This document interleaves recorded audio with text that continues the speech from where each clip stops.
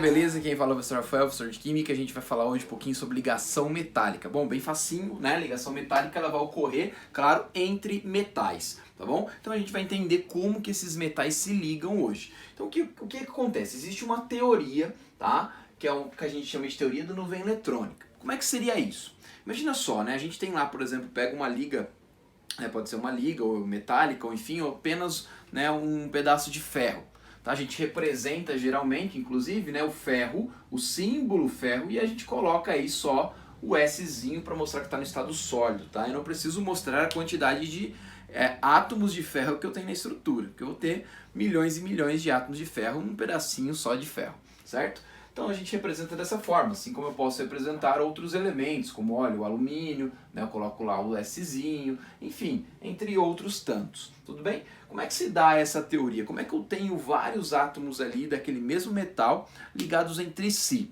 Então, imagina o seguinte, né, como a estrutura está no estado sólido, né, claro que a gente vai ter ali a maior parte, né, inclusive, né, lembrando que os metais, né, todos eles, né, não todos, mas a maioria deles são sólidos a temperatura ambiente, né, com exceção, a gente tem ali o mercúrio, que a temperatura ambiente ele é líquido, tá? Então fique atento a isso.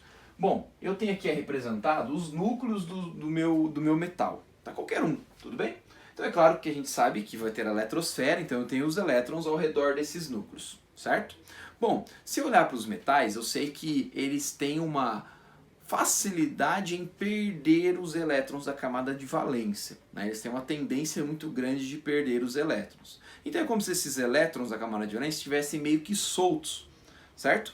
Então, esses elétrons mais soltos, que eu vou representar aqui, ó, por vários pontinhos vermelhos, tá? Que vai me representar os elétrons, o que acontece com eles? Eles podem se movimentar entre esses átomos do metal.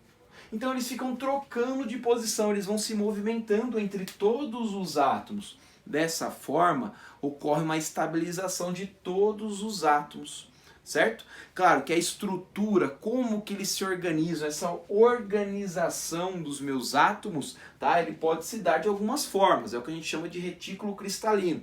Então a gente pode encontrar, né, o retículo cristalino na forma cúbico de corpo centrado, tá? Eu vou colocar a imagem aqui do ladinho, vocês vão acompanhar aí. Cúbico de face centrada, hexagonal compacto, entre outras estruturas. Tá? Então reparem que eles se organizam bem bonitinho, tá? E aí, é claro, eles vão dar algumas propriedades. Quais são essas propriedades? Eu listei algumas aqui para vocês. Brilho metálico, a gente percebe que o metal apresenta aquele brilho característico.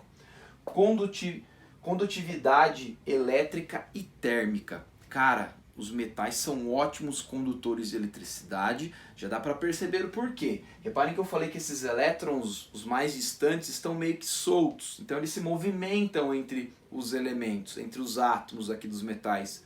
Então se eu organizar esse movimento e seguir apenas um único sentido, eu tenho a corrente elétrica. Olha só, os metais são ótimos condutores elétricos e também são ótimos condutores térmicos. Não é à toa que a gente utiliza aí, né, os metais para fazer panelas, utensílios de cozinha, que precisa ter essa troca de calor, né, bem rápida.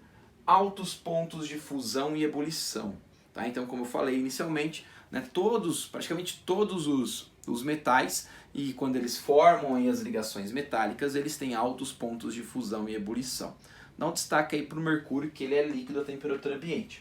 Alta densidade, né, geralmente eles se compactam, o que vai gerar uma densidade maior.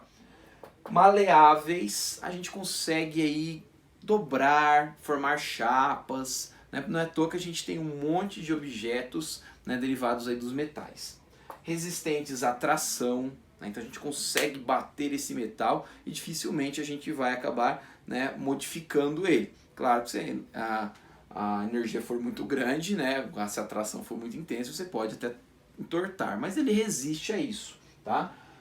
Ductase, ou ductibilidade, é aquela capacidade de formar fios. É como se a gente fosse puxando e esticando esse metal, a gente vai formando os fios. Beleza? Bem facinho, né, pra gente entender aí, um videozinho bem rapidinho pra gente entender essa ligação metálica. Beleza? Falou, galera, um grande abraço, até mais.